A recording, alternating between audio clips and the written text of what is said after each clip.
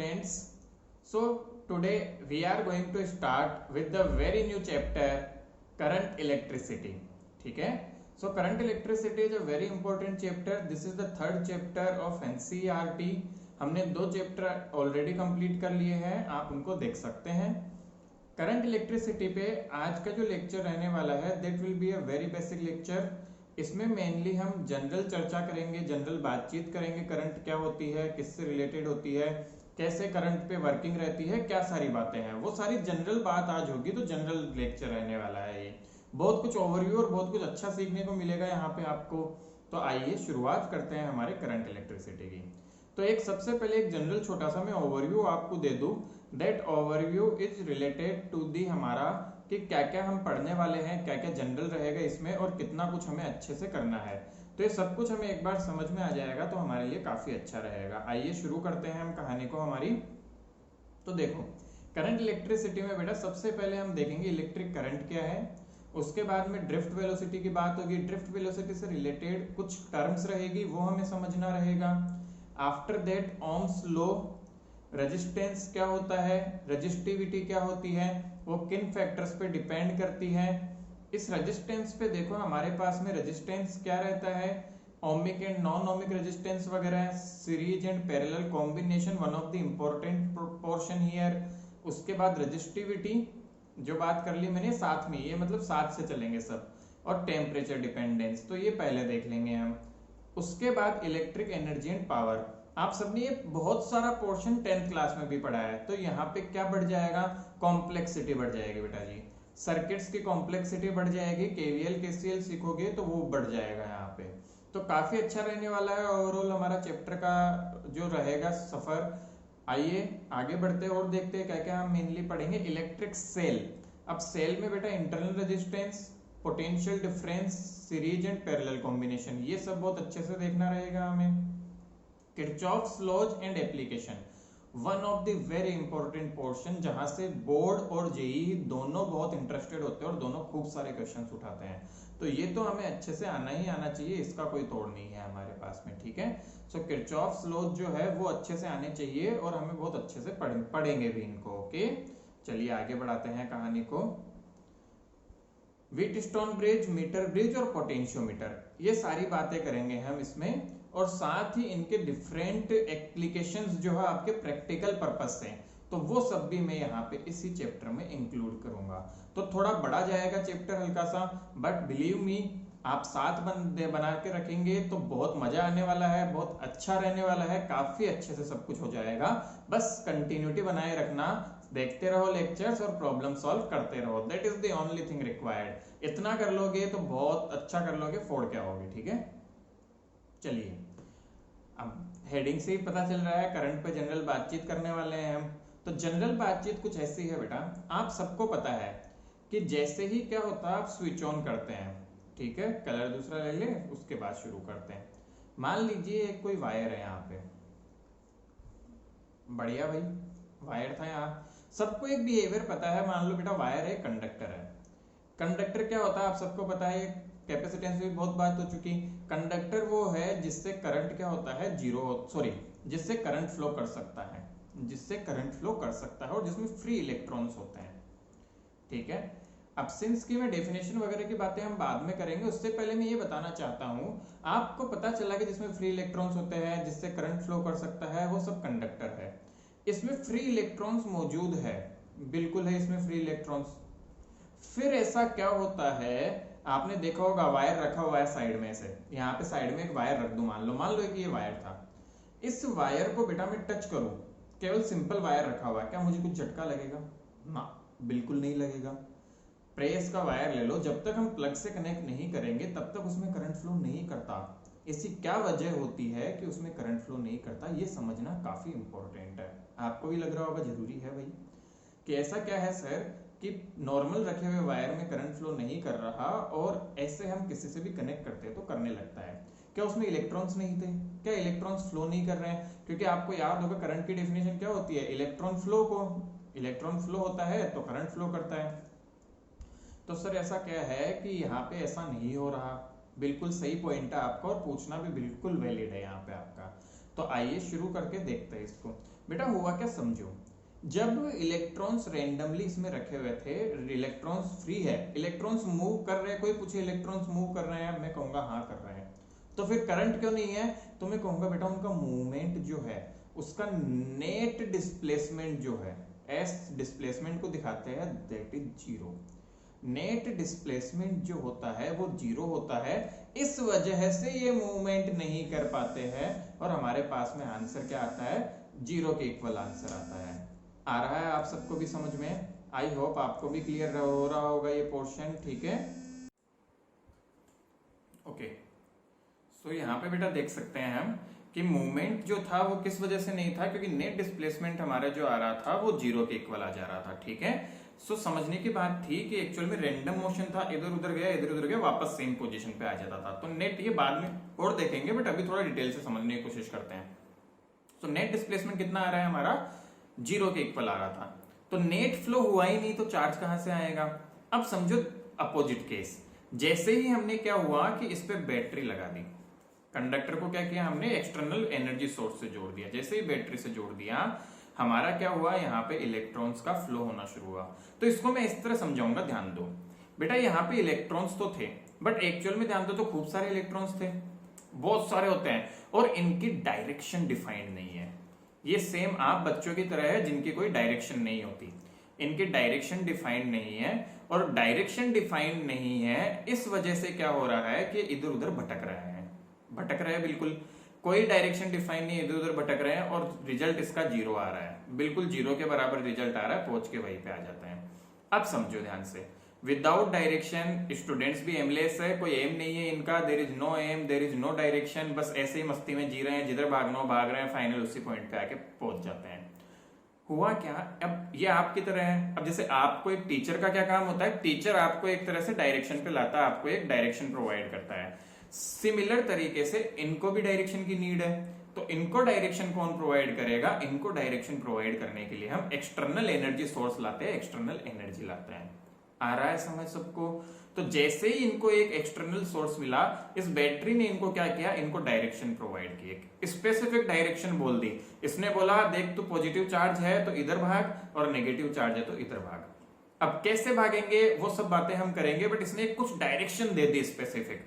तो जैसे इनको डायरेक्शन मिली, ये डायरेक्शन में अलाइन हो गए, एक एम डिसाइड हो गया उनका, एक सेम डायरेक्शन में चलने लगे, और उसकी वजह से क्या हुआ, उसकी वजह से इनका आउटपुट मिला और करंट नॉन जीरो हो गया। बहुत बहुत बढ़िया, शानदार बात समझ में आई कि नहीं आई, कि क्या हुआ कि डायरेक्शन नहीं थी। तो इसी तरह तुम्हें भी क्या चाहिए, इसलिए आप बच्चों को भी अच्छी डायरेक्शन चाहिए, अच्छा एक फील्ड चाहिए, अच्छी डायरेक्शन मिल जाएगी तो आप अच्छे से काम कर पाओगे। तो पहल क्लासेज पे हमारा भी यही प्रयास है, आपको डायरेक्शन प्रोवाइड करे, एक डायरेक्शन मिले, आपको अच्छा कंटेंट मिले, आपको अच्छे लेक्चर्स मिले, वो सब मिलेगा तो आप बहुत अच्छा करोगे, बहुत अच्छा रिजल्ट लाओगे, और उससे सबका अच्छा होगा। गुड, चलिए बहुत अच्छी बात, मजा आया। सो समझ आया सब बच्चों को कि कैसे, मतलब ऐसा होगा, डायरेक्शन कैसे मिली, क्या हुआ। इस पे और चर्चा बाद में मैं और डिटेल में करूंगा कि कैसे क्या होता है, जब हम थोड़ी सी और डिटेल में बात करेंगे यहाँ पे, ठीक है, कि क्यों ऐसा हुआ, क्या नहीं हुआ, कंडक्शन कैसे हो रहा था, वो सारी चर्चा और करूंगा डिटेल में। बट एक जनरल ओवरव्यू दिया कि इलेक्ट्रॉन्स के पास एक डेफिनेट पाथ नहीं होता, वो रेंडमली इधर उधर घूमते हैं, डायरेक्शन फिक्स नहीं है उनकी, भटके हुए इंसान है, भटके हुए को सहारा देने के लिए किसी को बुलाना पड़ा, इसने एक तरह से उनको एक डायरेक्शन दी, एम मिल गया उनको, और एम मिलने के बाद वो एक डायरेक्शन में वर्क करने लगे। ओके, चलिए इलेक्ट्रिक करंट अब देखो, यहां से शुरुआत करते हैं बेसिक बहुत बातों की। इलेक्ट्रिक करंट आप सबको पता है बच्चों कि यहाँ पे जैसे कि हमने कंडक्टर लिया और उसको एनर्जी सोर्स दिया। क्यों दिया, मैंने सिंपल बताया कि देना पड़ेगा हमें उनको डायरेक्शन में लाने के लिए, तो कुछ एनर्जी सोर्स दे दिया, कंडक्टर है। कुछ बातें हमेशा ध्यान रखोगे, एनर्जी सोर्स आती है, इलेक्ट्रिक फील्ड आएगा, मान लो कंडक्टर की लेंथ एल है तो इलेक्ट्रिक फील्ड आ जाएगा बेटा V by L. V potential है, एक तरफ हम पोटेंशियल जीरो मानते हैं, दूसरी तरफ V ले सकते हैं। ये सारी बातें धीरे धीरे करेंगे, पोटेंशियल आप पढ़ ही चुके हो। देखो पहले डेफिनेशन देखते हैं करंट की। The time rate of flow of charge through any cross section area is called current. Simple भाषा में बोलूं तो rate of flow of charge, rate of flow of charge. यदि बिल्कुल सिंपली भाषा में बोले तो rate of flow of charge को हम क्या बोल सकते हैं, करंट। आया समझ सब बच्चों को कि कितनी रेट से चार्ज फ्लो हो रहा है, that is known as the current. Next देखो, so if through a cross section delta Q charge passage in time delta t, then average current, बेटा ध्यान दो, this is the symbol for average. तो हम क्या बोल रहे हैं, आई एवरेज जो आ जाएगा वो आ जाएगा delta Q upon delta T, ठीक है। और इंस्टेंटेनियस करंट, याद करो आपने 11th क्लास में मोशन पढ़ा है तो उसमें समझाया था आपको, और मेरे डिफरेंशिएशन का लेक्चर भी देख सकते हैं आप। लिमिट डिफरेंशिएशन इन एवरेज कब इंस्टेंटेनियस बदल जाता है, तो जब डिनोमिनेटर की लिमिट 0 को टेंड कर जाए, then this average turns into instantaneous, so delta q by delta t becomes equal to dq by dt। so this is the important one जहां से हमें instantaneous current की पता चलता है, ठीक है। if flow is uniform then I equal to q by t, यदि सब कुछ यूनिफॉर्म है तो I equal to q by t लिख दो। करंट कैसी क्वांटिटी है, स्केलर क्वांटिटी। अच्छा, इस पे भी बहुत बातें हो सकती है। एक्चुअली में बड़े लेवल पे जाओगे तो बेटा करंट जो रहती है that is a tensor quantity, ठीक है, टेंसर क्वांटिटी है। क्यों, क्या, इस पे ज्यादा चर्चा मैं अभी नहीं करूंगा, अपना वेक्टर का वीडियो है उसमें मैंने ये सब एक्सप्लेन किया हुआ है already. So current is a tensor quantity, आप एक बार ध्यान देंगे। बट बोर्ड्स के लिए this is for competitive exams, this is for competition. But boards की बात करें हम तो बोर्ड में तो आप क्या करोगे, स्केलर ही आंसर करोगे। कोई भी बच्चा होशियारी मारने के लिए टेंसर नहीं करके आएगा बोर्ड में कि नहीं सर ने बताया था बहुत बढ़िया बात, नहीं नहीं बेटा, बोर्ड में कोई भी पूछेगा तो स्केलर ही आंसर करोगे, no other answer will be accepted in the board examination. Good. Next देखो, एसआई यूनिट इसकी होती है एम्पियर एंड सीजीएस यूनिट होती है ईएमयू। सीजीएस यूनिट क्या होती है इसकी, EMU, and it's called Biot, ठीक है, इसको बायोट भी बोलते हैं, बीआई से भी दिखाते हैं। आया समझ में, बायोट सावर्ट का लॉ आएगा उनके नाम से है, ध्यान से देखो, ईएमयू बोल सकते हैं या बायोट बोलते हैं, और एबी एम्पियर, और क्या नाम है इसका, एबी एम्पियर। ध्यान दोगे सभी बच्चे, तो 1 ampere equal to 1/10 biot equal और एबी एम्पियर। बस ध्यान रखना छोटा सा कि सीजीएस में क्या बोलते हैं, बाकी कुछ खास काम का नहीं है। बाई द वे क्या पता बोर्ड पूछ ही डाले कि सीजीएस में इस यूनिट को क्या बोला जाता है। सो करंट की सीजीएस यूनिट ईएमयू या फिर बायोट या फिर बाय एबी एम्पियर। ओके, सो सारी बातें क्लियर हो गई होगी, डेफिनेशन और सब आप बहुत पहले से भी जानते हो। नेक्स्ट चलते हैं, डायरेक्शन ऑफ करंट कैसा होता है, तो देखे बेटा, the conventional direction of current is taken to be the direction of flow of positive charge. तो कन्वेंशन डायरेक्शन क्या है, जिधर पॉजिटिव चार्ज जाएगा वो है direction of flow of current.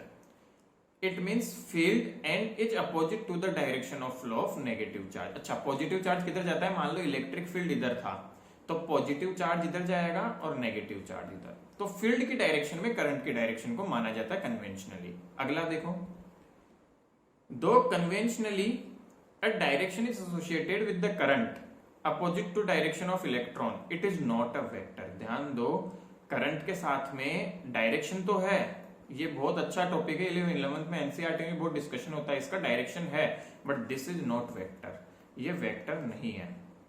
Current is not a vector, current vector नहीं है बेटा, स्केलर ही मानेंगे, और ट्रू में टेंसर है पहली बात तो, बट हम वो बात नहीं करते ज्यादा, ठीक है, बोर्ड लेवल पे। It is because the current can be added एल्जेब्राइकली।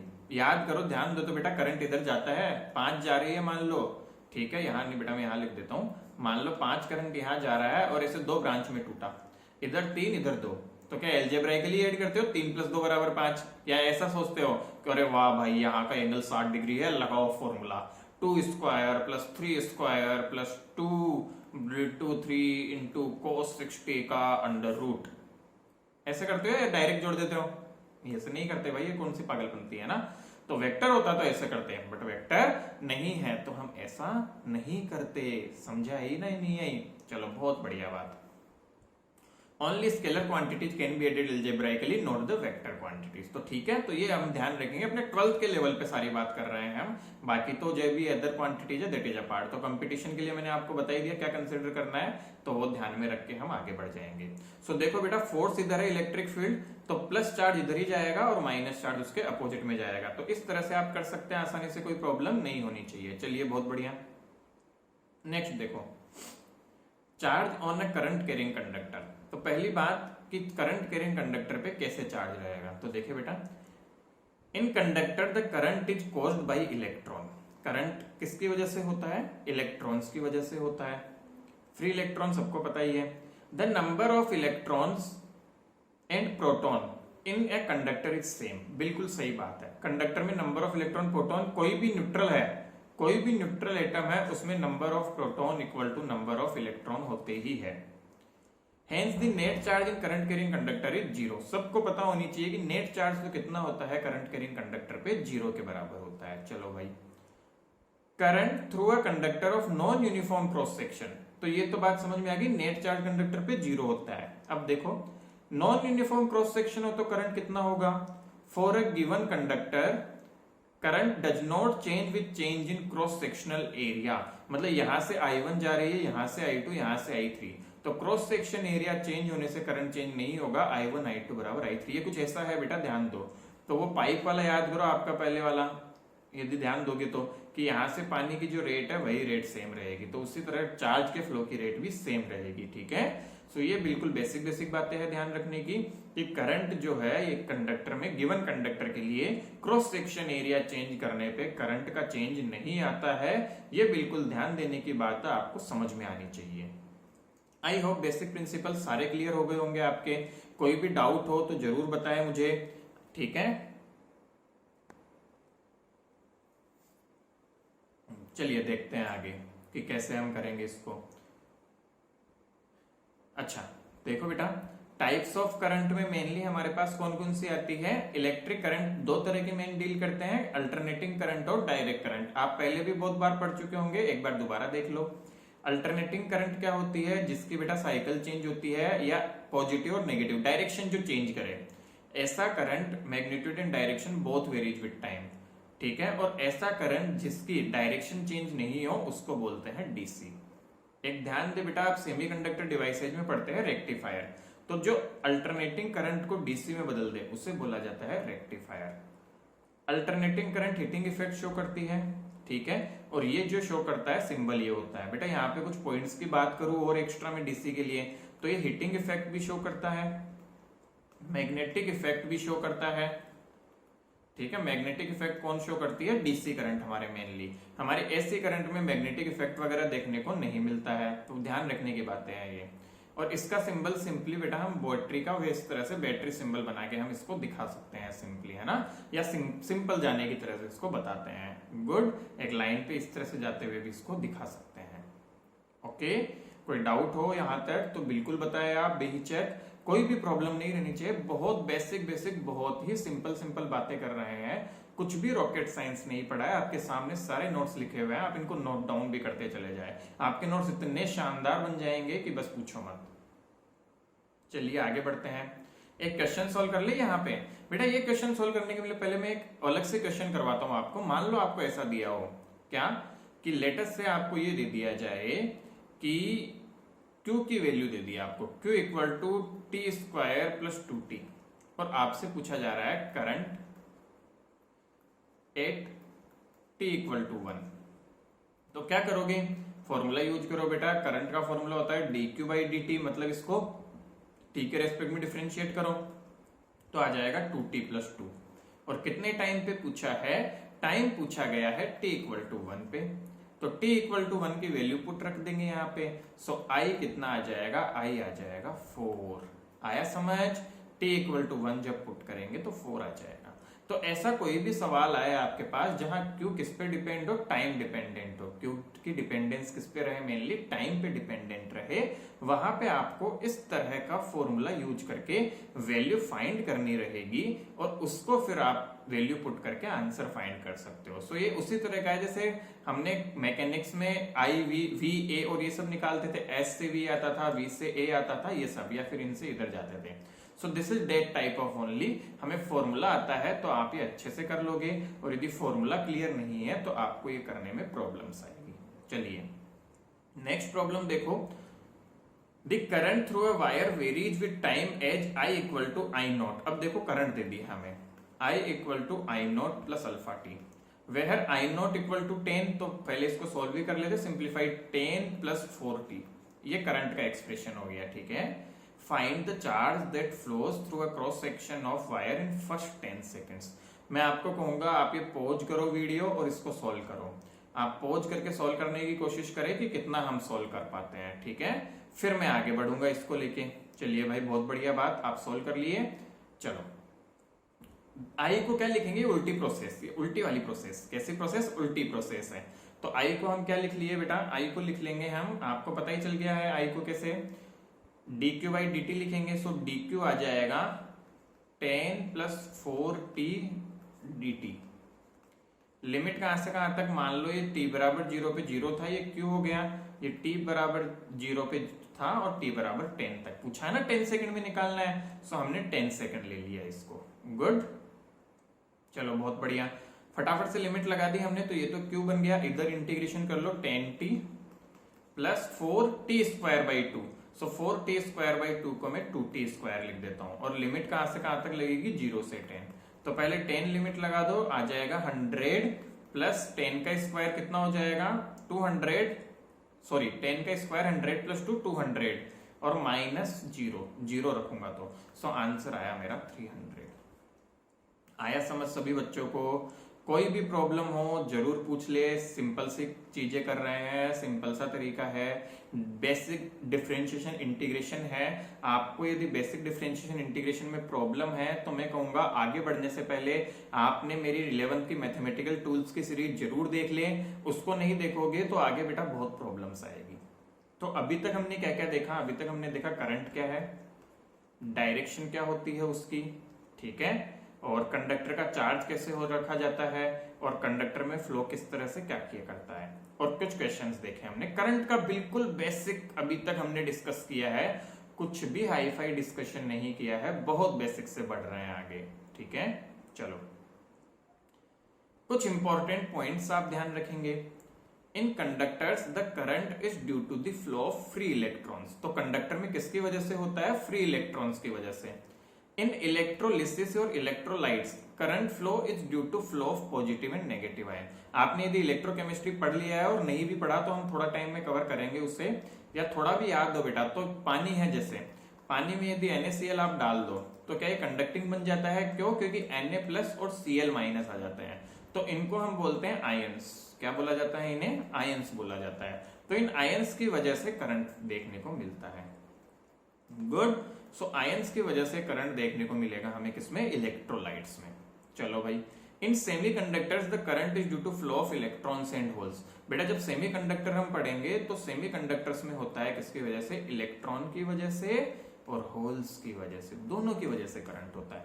क्या होते हैं ये, कैसे होते हैं, या इनका क्या फायदा है, क्या नुकसान है, ये सारी बातें हम करेंगे जब सेमीकंडक्टर डिवाइसेज पढ़ेंगे, तब डिटेल में इसके बारे में बात की जाएगी, ठीक है। आगे देखो, in discharge tube the current is due to flow of positive ions of helium gas and electron. Positive ion of the gas, बेटा यहाँ पे इसको दी गैस कर लो। In discharge tube the current is due to the flow of positive ions of the gas and electrons. तो gas के positive ions और electrons दोनों की वजह से ही करंट देखने को मिलता है डिस्चार्ज ट्यूब में। तो मेरे ख्याल से आपको ये कंसेप्ट्स क्लियर हुए होंगे, बिल्कुल बेसिक और बहुत अच्छे लेवल पे कवर कर रहे हैं सब कुछ। आपका फीडबैक जरूर देते रहें। चलिए, सो नेक्स्ट पोर्शन शुरू हो रहा है करंट डेंसिटी। तो इसको देख लेते हैं, इसका बेसिक आज देखते हैं, बाकी फिर नेक्स्ट लेक्चर में हम इसको एडवांस लेवल पे देखेंगे। सो है क्या करंट डेंसिटी, बेटा सिंपली बोलो तो ये फॉर्मूला याद रखो, J = I/A। मतलब J जो रहती है वो I/A है, और truly speaking is a perpendicular, ठीक है। इस तरह से याद रखना चाहिए इसको, ओके। सो क्या हो गया ये, current divide by area. So current density at a point is defined as the amount of current flowing per unit area around that point, per provided area is normal to the direction of current. It is denoted by J. So we can write J = I/A, where I a current and A is area. So unit क्या हो जाएगी J की unit हो जाएगी बेटा जी ampere per metre square, ठीक है। चलो, so we can write इतना, यूनिट हो जाएगी ampere per metre square. Current density is a vector quantity. तो ध्यान दो बेटा, करंट डेंसिटी कैसी क्वांटिटी है, वेक्टर क्वांटिटी है। सो इंपॉर्टेंट पॉइंट, करंट खुद वेक्टर नहीं है बट करंट डेंसिटी वेक्टर। अच्छा, यहाँ डेंसिटी से कंफ्यूज नहीं करना, जब भी डेंसिटी का नाम आता है हम वॉल्यूम लेते हैं, बट यहाँ वॉल्यूम नहीं है। बच्चे बहुत मिस्टेक करते हैं इस पे, उनको क्या आता है, भूल जाते हैं तो तुक्का मारते हैं। तुक्का कैसे मारेंगे, अच्छा डेंसिटी वर्ड दिख रहा है, किसका डेंसिटी, करंट का, तो फॉर्मूला क्या हो जाएगा इसका, आई बट्टा डेंसिटी तो तब आती है जब वॉल्यूम आता है, तो आई बट्टा वॉल्यूम लिख के आ जाएंगे। बहुत बार करते हैं बच्चे ऐसे, है ना, हम भी कॉपी चेक करते हैं तो कई बच्चों की कॉपी में आ जाता है ऐसा कि याद नहीं आया तो तुक्का मारने के चक्कर में वो डेंसिटी को क्या लेंगे, वॉल्यूम चिपकाएंगे, और वॉल्यूम नहीं क्या लगाना है हमें, एरिया लेना है। ठीक है, चलो, its direction at a point is the direction of motion of the positive charge और direction of current at that point. ठीक है, तो डायरेक्शन क्या होगी, डायरेक्शन ऑफ करंट की तरफ या पॉजिटिव चार्ज की डायरेक्शन में। ओके, ये सारे पॉइंट्स आई होप आप याद रखेंगे, आपको याद रहेगा, कोई भी डाउट नहीं रहना चाहिए। बाकी जो रिमेनिंग पोर्शन है करंट डेंसिटी से रिलेटेड और करंट का, वो अब हम अगले नेक्स्ट लेक्चर में देखना शुरू करेंगे। आई होप आपको ये समझ आ रहा होगा, और जो भी फीडबैक हो आपका वो जरूर प्रोवाइड करें हमें। थैंक्स।